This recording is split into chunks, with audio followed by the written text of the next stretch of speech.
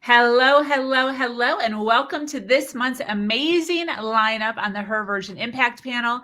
Her Version just hit its 1-year mark and continues to grow at rapid rates. We just hit our 100th guest speaker last week.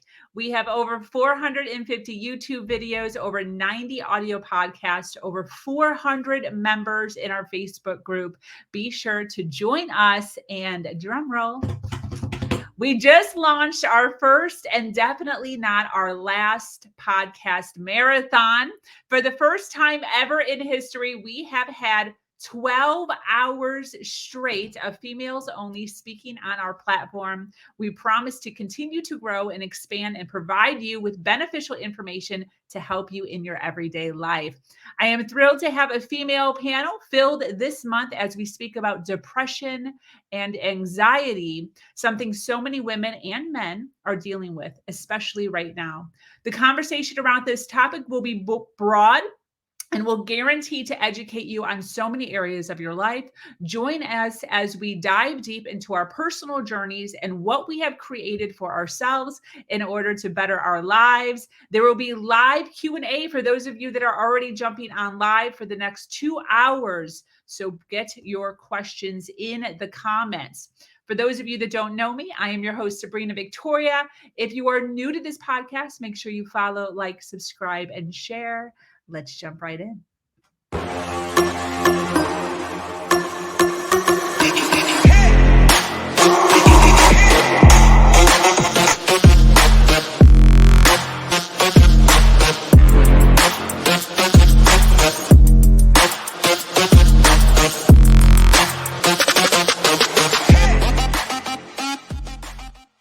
We're heading to Tori. Hi, I'm Tori Bray. I kind of want to, we've talked a little bit with Emily's question about like how it all started. I want to know, like, what is your maintenance like now? Like, what is something that you're doing to keep that big, ugly blackness at bay? For myself, it's definitely having good boundaries. I am also on Wellbutrin. It's the 5th medication I've tried. And that is when exercise, meditation, diet, all that stuff was not cutting it. And I'm so thankful to be on it. It really works for me. And then also just like meditation and like constantly learning about the universe and a higher power. Like I listen to podcasts like all day long. So I want to know what it looks like for you. And I kind of want to hear from everybody because I'm so curious as to like what you guys do for yourself, what your self-care looks like in that way. Emily. Okay. Thank you for this question, Tori. Okay. I'm 38. I started taking medication. So I take Lexapro November of 2020. But my first realization that I struggled with anxiety, I was about 22 years old, and I was eating Prilosec, like so much Prilosec, because I just my stomach was upset all the time. I had heartburn, that was how it was presenting for me. I was in college. I was living in Montana. I was far away from my family, my support network. I was in a very rigorous professional program for sports medicine. And I had gone to all these professionals to have all these tests run. And I happened to be home that summer in Georgia visiting a GI specialist. And they, I don't even remember what it was, but they did some sort of test on me. And the doctor had terrible bedside manner. He was, pretty young man. And he came in and he was like, so all your labs look great. You have some sort of anxiety or depression, and you got to figure out how to take care of that. And that's all.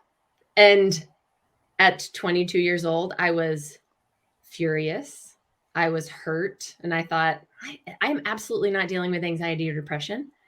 That cannot be true. You have to find something wrong with these labs. But as the days went on, I started to realize maybe this was a gift that he was so straightforward with me and just dropped it in my lap. I know that's not the case for everyone, but for me, it was like a wake up call. So I started to shift my routine. I've always been an exerciser. Movement is really important to me. So I turned movement into my routine of self-care. And I still am in that habit. I wake up between 4:45 and 5 a.m. every morning. This morning it was a little bit earlier so that I could be ready for our panel. But every morning, whether it's yoga or gentle meditation or a HIIT workout or cycling or going for a run, I incorporate all sorts of movement. And for a long time, that really worked for me. I also changed my diet and cut out dairy and gluten, which are huge triggers for stomach issues, which are huge triggers for mood shifts, which are huge triggers for really intense anxiety. So I eat a very plant-based whole foods diet, which also worked for a long time. And then insert a little over 5 years ago, we lost our first child, which brought on a whole new level of depression and postpartum and just dealing with the long-term reality of grief after the death of a child and the physical experience of stillbirth and giving birth to a child, to our child that was dead, right? Like this whole experience that I now have to deal with around it increased my anxiety and it brought my depression straight up to the front. So I dove further into movement, staying very routine with my diet, and then also making sure I had time for myself. And then insert the pandemic. And that was like a whole new level, right? So I did try an antidepressant shortly after losing our son, but it was not the right fit for me. And anyone who's tried medication knows that it is a struggle. It's a long-term adventure journey to try and find the right medication if medication ends up being the right fit. And it was not the right one for me. So I was very hesitant to try another one, but insert the pandemic and all of that, I finally started taking Lexapro. So now I take care of myself with a daily dose of Lexapro, a daily dose of ashwagandha root at night. I take a melatonin spray to help me have restful sleep. I exercise, I eat well, and I'm very protective, like you mentioned, with boundaries of if it's something in my life that doesn't feel like a hell yes, it is a no, thank you, not right now. And it's not always like that, but I'm really continuing to work on it because that's how I protect myself so that I don't get into that overwhelm, so that I can continue to show up as the best business owner, business partner, wife, mother to our living son, and to process continually all the things that are always in my brain. So I know that was kind of a long answer, but thank you for giving me the space to share. And I really appreciated that question a lot. I love that so much. And I love that you didn't give up. Like it was like you kept trying other stuff like that. I love that. Yes. Oh, Shelby. So for me, self-care used to be movement also. So I used to do snowboarding or go out camping or hiking or anything like that because I'm in Denver, Colorado. And then I have been struggling with this lung disease for the last 8 years. And it was at first so easy just to be mad at my situation because I started getting sick at 23, 24, and I'm now 31. And I started to turn my mindset more towards what am I fighting for instead of what am I fighting with. Trust me, it's not easy every day because it's exhausting to get up and have to be on oxygen or be coughing or anything like that. But I am starting to set boundaries of kind of Emily, what you were saying, is this worth my energy? I call it energy points. And is this experience going to be worth my energy points that I have to then take a few days to restock? Like I went to New Orleans because it was worth my energy points from a bachelorette party, and that took a few weeks to recover. Can I ask you a question? Uh-huh. How many energy points do you allow yourself? It depends on what the activity is. So if it's going to take like a lot, it will probably be a 3 to 5 day recovery. Wow. So it just depends on if I also have that in my wheelhouse to recover from, because I also have my full-time job, which going to the double lung transplant team, they're baffled that I still work full time. And I'm like, I don't know how to sit still. But it is definitely finding those things that I find worth fighting for, which is relationships or being creative in my job or making sure that I'm happy. So my fiance and I own a CBD company, and that our CBD bath bombs are part of my ritual. So if I really need to recover, I'll do one of our bath bombs. But Emily, like you were saying with gut health, it really makes a difference. You got to make sure your gut is healthy. Otherwise, you're going to have some bad anxiety from that too. I love that. Thank you. Who else? Yes, Elizabeth. This might not be a great answer because I don't really feel like I'm in a space that I have a lot of data at the moment, actually. So when I was in college, I think maybe around 21, 22, I had started on hormonal birth control. And fast forward, I was on some type of hormonal birth control all the way up until the end of 2018. And make no mistake about it, hormonal birth control is a mood altering drug. It stabilizes you, period. Like, it's often not talked about, but that was actually the primary reason that I went on it, was to help regulate my mood around my period. And then I want to say maybe 6 or 7 years ago, I did make the decision to go on medication, and was treated for both anxiety and depression. So first was Zoloft, and then they added in Wellbutrin on top of that. And I was very lucky with that process because both did what they were supposed to do to me right off the bat. One of the really funky, sneaky things about these medications is that they can have the absolute opposite desired effect. They can make all of your symptoms worse, and they don't know why. The same thing that I'm on can have, terrible effects for the person next to me, and whatever someone else is taking might have had the opposite effect for me. So, I was on those two medications until, when did I start coming off? November of 2021. So very recent. And the Wellbutrin was really easy to drop off of. The Zoloft, not so much. When I tell you, like, brain zaps, I don't know if you guys have ever heard of brain zaps, but it's basically like, it's like your brain short circuits. Sort of like if you're watching TV and like the connection cuts out for like a hot second. And then there's also like a physical sensation that goes with it. It's extremely disorienting.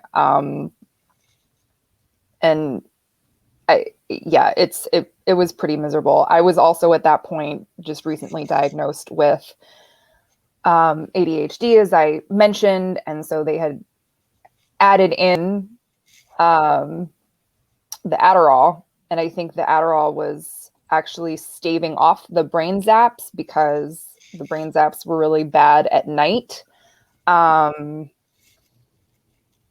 I got to the point where I was crushing up Zoloft and taking like my fish oil pill, and I would just like lick the end of my fish oil pill and dip it in Zoloft dust. And I did that for about a month before. I mean, like, that's pretty scary, I think, that a drug can be that powerful, that just like dust can help you with withdrawal symptoms. I mean, it's really intense.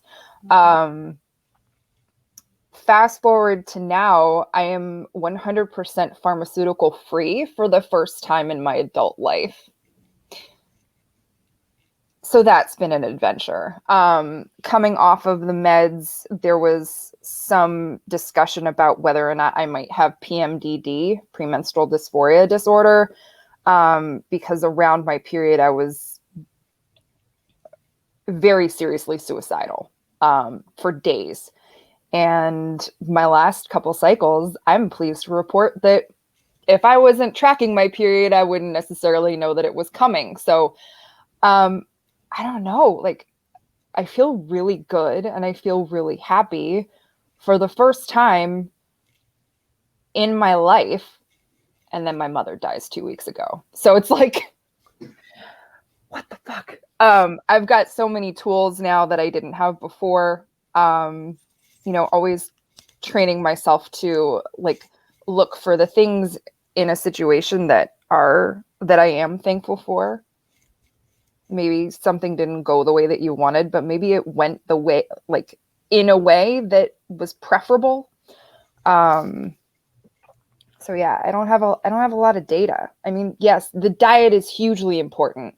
If you look for Michaela Peterson, she's Jordan Peterson's daughter. She's on the Lion diet. It's all meat, only meat. And she cured her depression and another very severe autoimmune disease with that diet.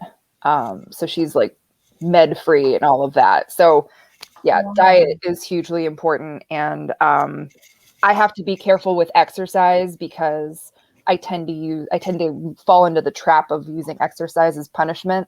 I love working out to the point where I am just a shivering mess on the floor. Like, I love that. Just so intense that I'm shaking, which isn't always the best for your nervous system. So yeah, that's me. Wow, that's I'll amazing. get back to you when I have more data.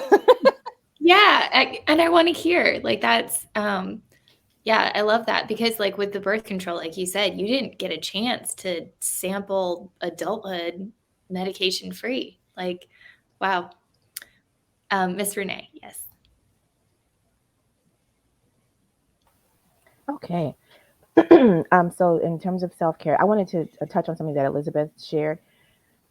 Brain zaps. If anyone on this panel or that's watching in the audience has not experienced those, I'm not sure about those who have. But my doctor never mentioned that brain zap. I didn't even know what the word brain zaps was, right?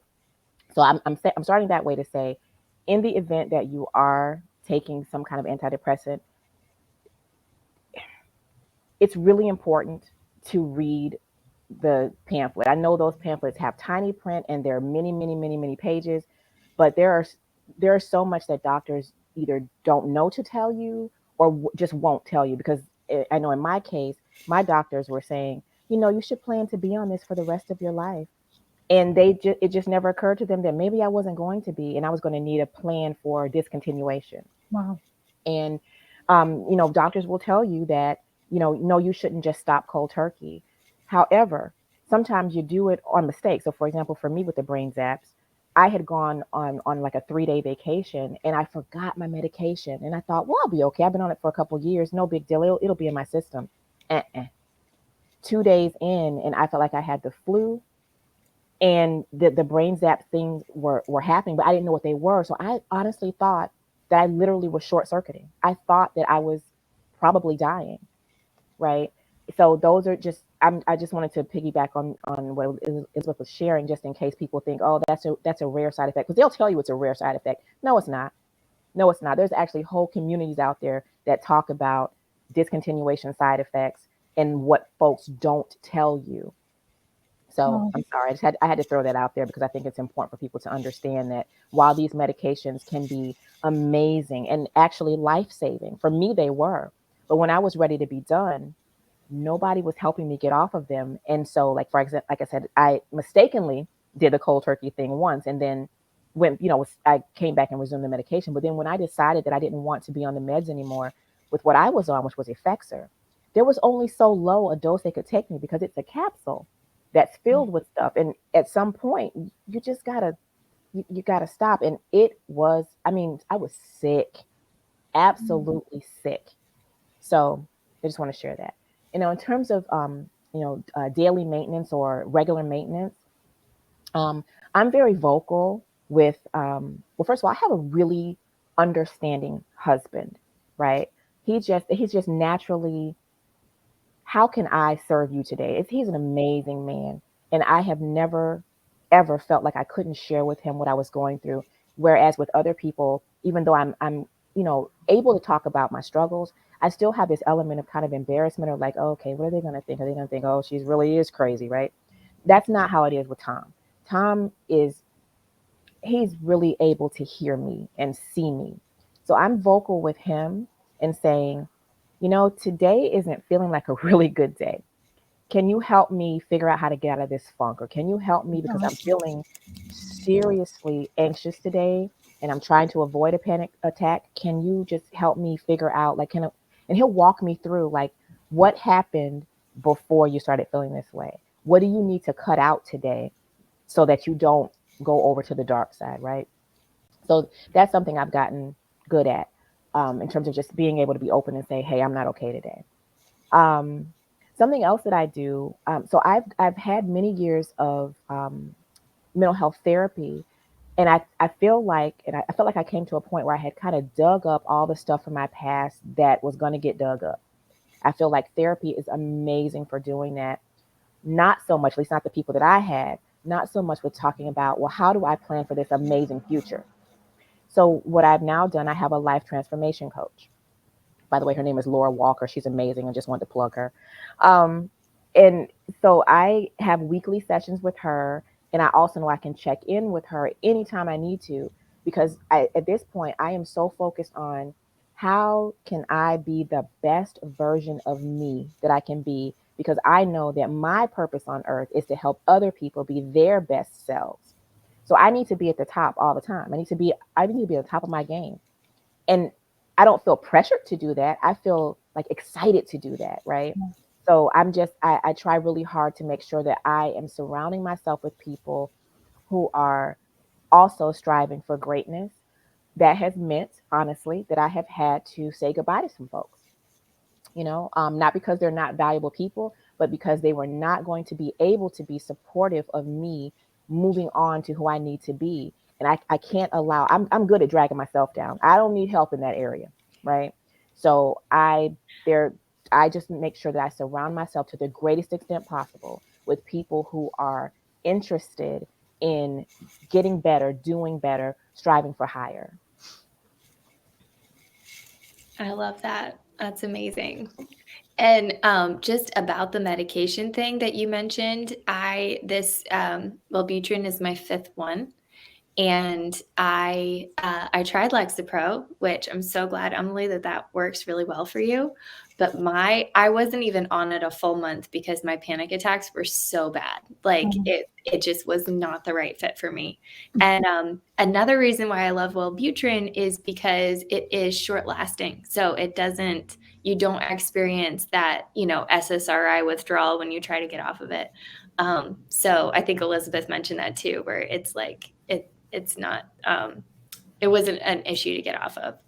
Anyway, that's my little experience with trying different antidepressants, because damn, they're intense. Marie, yes.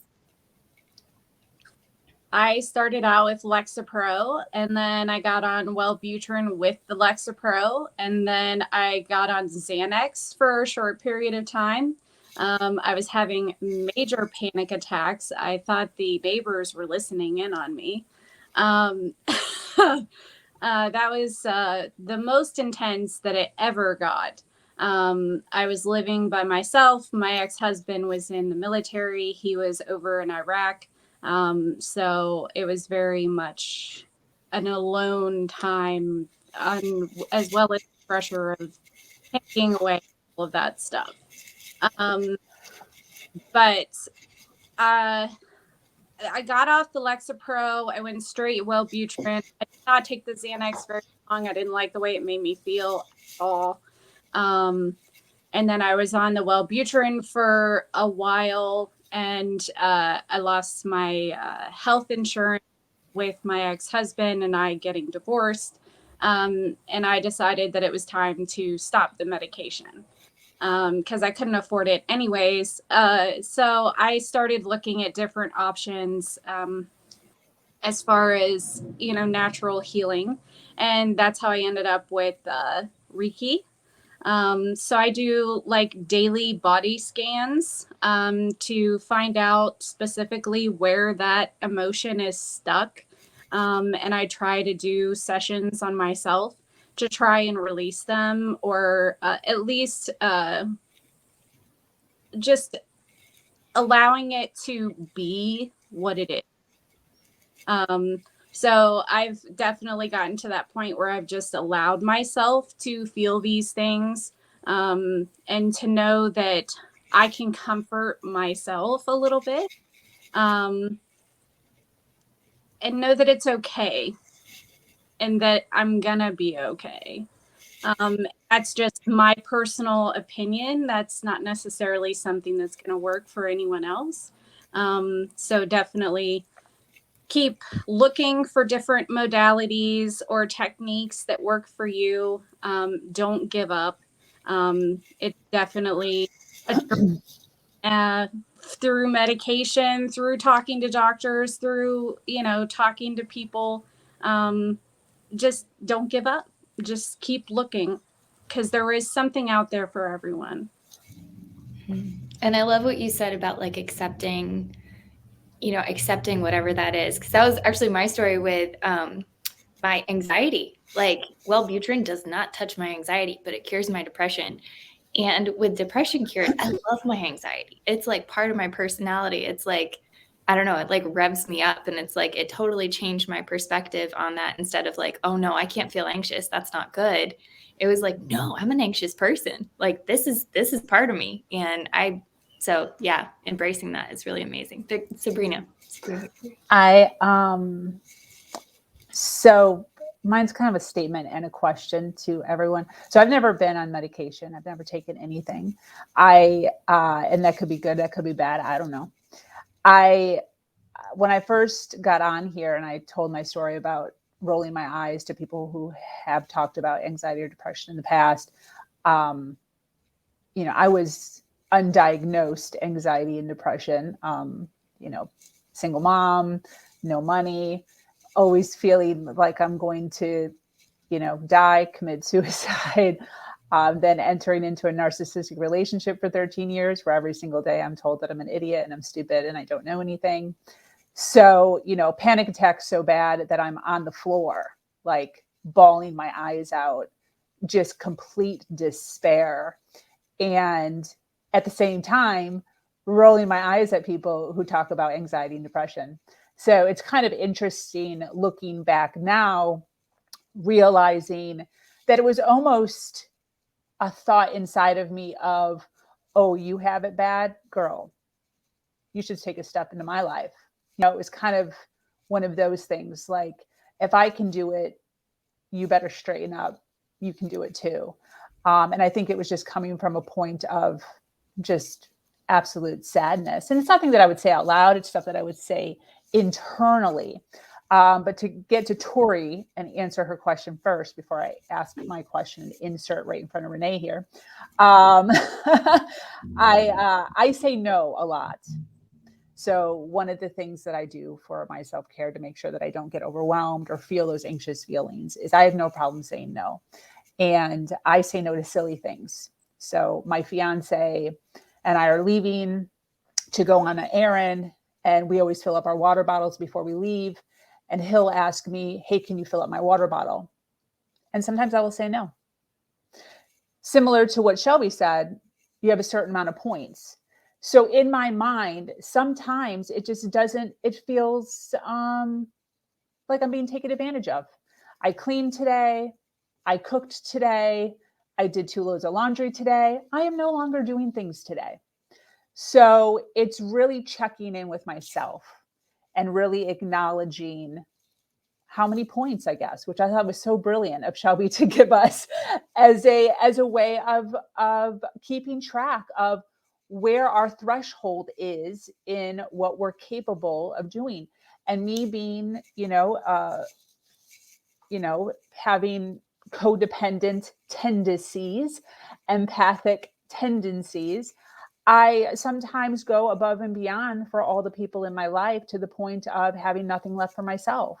So I try really hard to not do that any longer. And I try really hard to make sure that the things that I'm doing in my life sit well with me mentally. So that's to answer the question. Is I say no a lot, even to silly things. I don't care.